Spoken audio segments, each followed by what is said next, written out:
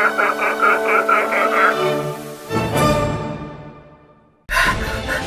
fear!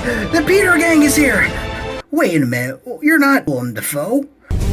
It appears as though Disney has too much of a hard-on for multiverse events. Hello my friends, and welcome back to Player Display. So we just reviewed the 3-pack of the No Way Home Spider-Man, and of course, I got this other figure over here that I got alongside them. This is the Star Wars The Black Series Revenge of the Jedi. Darth Vader, which was released as a Europe Celebration exclusive? I don't totally know what that means.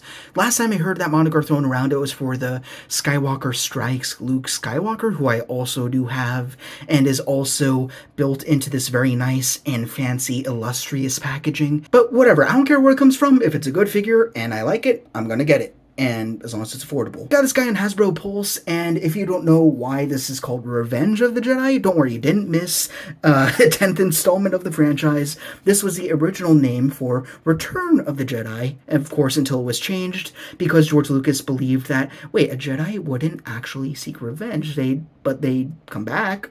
That's allowed, that's fine. This is going to be a pretty quick review, but I did want to have a deep look at this guy because even though he is going to be a lot of reuse, I did want to look at the unique paint scheme and of course the very, very special packaging that we have here. So let's go ahead and start out with the box. So over here we've got the Revenge of the Jedi promo poster that was probably seen all around the world in 1983 until of course the title of the film was changed. One thing that's really cool, this is as far as I went as far as unboxing is concerned, but one thing I've never seen them do with a Black Series box is you can actually lift up this panel, so not only do you have a neat little poster, but it allows you to have a mint and box alternative display for the Vader. And now we can see him in there. If I tilt him into the light, you can see him in all his emblazoned crimson glory. As for this little card here, it is double-sided. It's the same on both sides, so I don't know, I guess I'll have to display this in my cubicle. As for the rest of the box, it is mostly pitch black, but up the front you have no window at all securing the figure, because this does look like it is one of the last remnants of the plastic-free packaging, so there is no plastic to be seen other than the tape.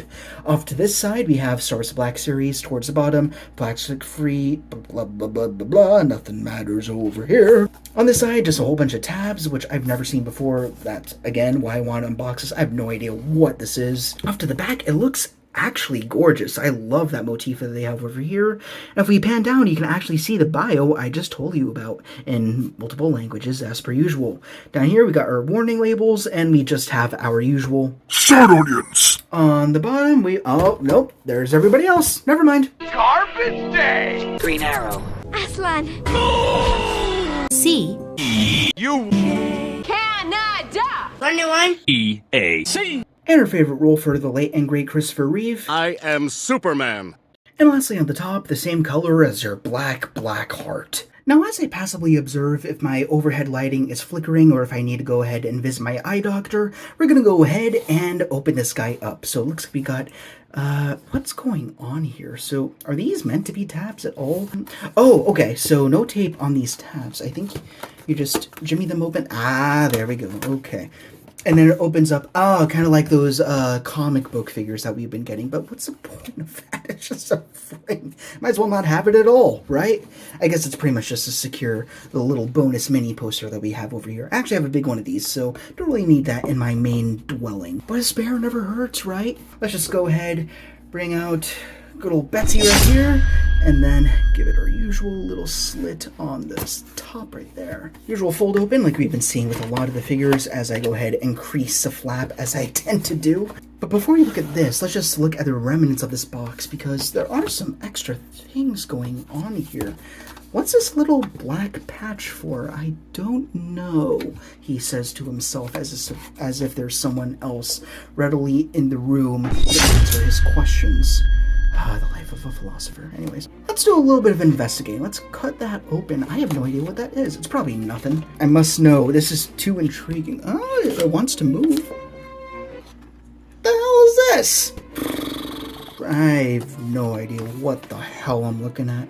But I think I know what song's gonna be playing in post when editing processes. Probably hearing it right now. Are you sick of this song yet? Are you sick of hearing it on this channel? Because I'm not. I love classical. You don't? Well, get cultured, bitch. Sorry, that's rude. Maybe if I chop that right there, maybe? I must know what that little black card is. What is that? I must know. Is it a golden ticket to Willy Wonka's chocolate factory? What nobody likes you. Get out of here. Wait. Oh, okay. So this folds up to here. All right. We're going to find out what this thing is, because I must know. It's too different. It's literally nothing. There's nothing inside, and I hate myself for wasting so many minutes of my precious goddamn time. And it's just... Okay, now I'm a little more calm. I'm not that calm, just a smidgen. Let's go ahead and take Red Vader out of his... Red Vader, that sounds like a really cool band. Out of his box. No real plastic twist ties. This time they're like a twine? What would you call this? But I'm not going to bother untying because that's going to be a pain in the ass. So I'm just going to bring out my wire cutters here that I use for my Gundam kits. I actually haven't named this. Should we name it? We should probably name it, because we bring it out just as much as Betsy, really. I mean, it wouldn't be fair. What would accompany Betsy? Like, what would be a good name? Donnie? Donnie! Alright, yeah, done. Got over here, another one for lightsaber. I'm doing this haphazardly. Everything's falling away. There we go, okay. Let me clean up. I'm finding myself loving this figure more than I probably should. It's just reuse. There's not a single new piece here. It's pretty much the same exact figure that we've seen on the, at least the Kenobi Black Series version of Vader, along with the McQuarrie Disney Parks exclusive. I have both of those, so when we do size comparisons, we'll be able to see the differences, or rather, lack thereof. This kind of brings me back to something I said before when we were reviewing Red Doomslayer. When it comes to coding a color in red, I'll go ahead and pull up a reel of that. It just seems like media always suggests red is better. You want Doom Guy, then you get Red Doom Guy. You want Venom, there's also Carnage. You want Chewbacca, then you also have him in his Life Day garb from the holiday special. And I guess that applies here. Perhaps redder is better? Not necessarily, but Vader's Vader. What else do you need? Like I said before, like, it's okay to just have one representation of a character, then be done, but you're not allowed to have enough Darth Vaders. You must have as many Vaders as you could possibly obtain. You can tell there is a lot of beautiful and very well thought out accent work going on. You can see everything feels very, I guess, cel-shaded would perhaps be the right word, even though this is not based off a comic. It is based off of poster artwork, pretty much. But on the back, you don't really have any paint at all. Not a big deal. I mean, you didn't see that in the artwork, and really, are you going to be wanting to look at Vader from over here? It could be any Vader at that point, right?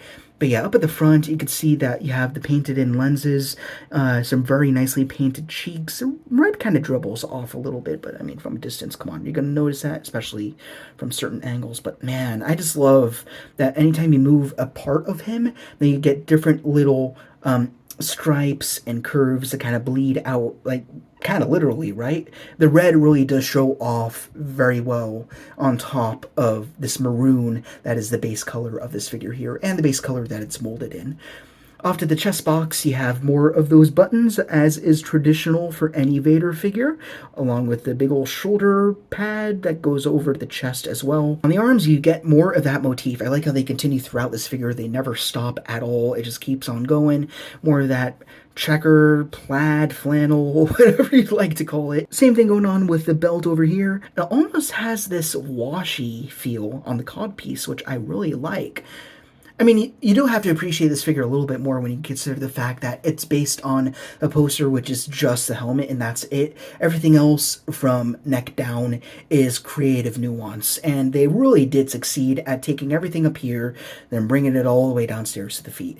As we continue on, more of the body glove, looking absolutely stunning, and then the shoes, oh damn, that's really sharp. Reminds me a little bit of McFarlane paintwork for some reason, which is not a bad thing. They do a good job at paintwork when they choose to do it. Down to the shoes, looking also very beautiful. A little bit of that gloss, a little bit of that red. It's the same color palette all the way through, which is not a bad thing. And of course, we haven't even begun to talk about the soft goods yet. Naturally, not just in black and not just in red. If you look very closely, you can see there is printed out red speckles to sort of give you an idea that this is a stylistic choice. It is not some sort of Life Day Vader outfit. This is Darth Vader when he was hyper stylized to promote Return of the Jedi and conclude the trilogy. And the biggest surprise for me is that not even the lightsaber is safe from this artistic rendering. And when you go down to the hilt, it is the exact same mold that we've been seeing with every single other Vader, except for the McQuarrie one, of course. But yeah, it does have that same beautiful cell shading going on throughout. I believe it is also molded in that maroon, and then it's got the brighter red accents on top. As for the blade, I haven't tried this. I'm sure it's removable as everything else. Yes, it is. And let's look at the peg. Ooh, it's one of those thicker pegs. I like that. As you can see, it's pretty straight out. It's not flopping out or anything. So I think they hit just the right marriage between security and removableness is a word I've created today once again. If you've had this Darth Vader body before and worked with it in any capacity, there are no surprises at all. You have one gripping hand over here, and you could just slot the saber right in, I'd suspect. Probably best to fold it open a little bit, warp it a tad to get it a little more open, but I'd squish that in no problem. Looking pretty damn sweet. I like that a lot. Slot that back out, and with the blade, why not? There he is with the saber inactivated, and if we pull that out of this hand, which would also fit into his Force choke hand, of course, you do have the little hook over here, so when you go to the left hip, you can actually sling that right over, and that also looks very good. Oh yeah, this thing's pretty nice. Not for everyone, of course, but you gotta admit, it does have a lot of presence. Let's hop on over to Articulation, and again, if you've held this version of Vader before, you know exactly what to expect, but let's go through it just for completionist reasons. But we got not a whole ton down. I think it's probably a dumbbell joint in there. You have a little bit up. You have some tilt, but you got all the swivel that you want, though be careful of the soft goods and the neck portion. Actually, let's go ahead and look at the joint.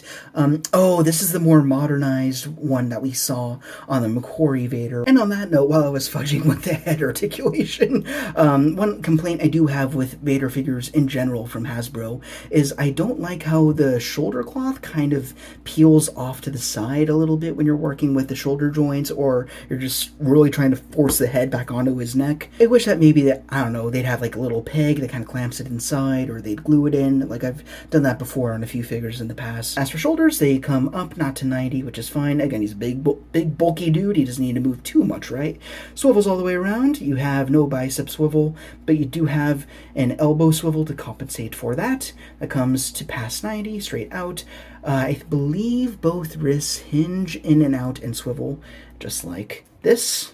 And you can imagine that on the other side as well. On the torso, you got a ball joint, I believe, right where the abs meet the waist. So he's got some swivel. You got not much down, but he's got a fair amount back if he's trying to evade an upward strike or something. Not that he does that. He just, you know, Rogue One's his shit and then just... As for the legs, they kick forward actually more than it probably should. Going back, hits the butt, doesn't go there a whole ton. As for knees, got those double joints again. Unfortunately, we are still waiting on a pinless Vader. That's alright. It's still a pretty fine body mold anyhow. Then you have rocker at the ankle. Then you have back. Then you have forward. So yeah, it's a Darth Vader in red. That's the conversation. That's pretty much all there is to say. Now let's go ahead and have a little bit of a Vader party! So we have two additional examples from Black Series, and we have two others from some different lines. So from left to right, we have the McQuarrie Disney Parks exclusive version of Vader, who also came with Obi-Wan in a 2-pack, and I also have that custom 3D printed head sculpt over here that we've looked at in a review in the past, if you want to go ahead a little bit back in time and look at that. Over here, we have the Obi-Wan Kenobi version of Vader. This is not the first time that we've seen this body, but it is the one that was used on this Revenge of the Jedi version over here. And then this is the Rogue One Mafex Darth Vader, who is jam-packed with custom soft goods. On the very right, we have the Return of the Jedi Darth Vader Bandai model kit, of course repainted to represent as he looked in the Star Wars Infinities comic series. And carrying on, I wasn't too sure what else to do, so I just got a whole bunch of other red characters. Over here we have, I believe, the SH Figuarts Praetorian Guard. This is one of 3 versions, the only distinguishing factor being various weapons and their heads. The rest is exactly the same, although I did give all of them custom lowered softgoods robes. Then over here we have the Marvel Legends Friendly Neighborhood Spider-Man, who we just looked at from the Hasbro Pulse exclusive 3-pack. Then we also have a Star Wars The Black Series Royal Guard, who actually looks pretty kick-ass next to the Revenge of the Jedi Vader. Elseworlds, maybe? This could be an alternate storyline where he kills the Emperor and becomes the Emperor. That might work. And then over here, downstairs, we have our little friend, Star Wars The Black Series Muck Muck. Well, if I focus hard enough, I can be red too! Made a Darth duty. So, as my annoying neighbors blast the bass while playing what I'm pretty sure is the only single song that they actually own, let me go ahead and rattle off my final thoughts on this Revenge of the Jedi Vader. Is he a required purchase? No, but he's red. For me, it really boils down to the same philosophy I have with every repainted figure ever made. It's personal preference. There's nothing wrong with it being made. It's not a waste of plastic. It's just another option to have. It's another variant. It's another costume for a character we love. And in this case, it's friggin' Darth Vader. What else do you need?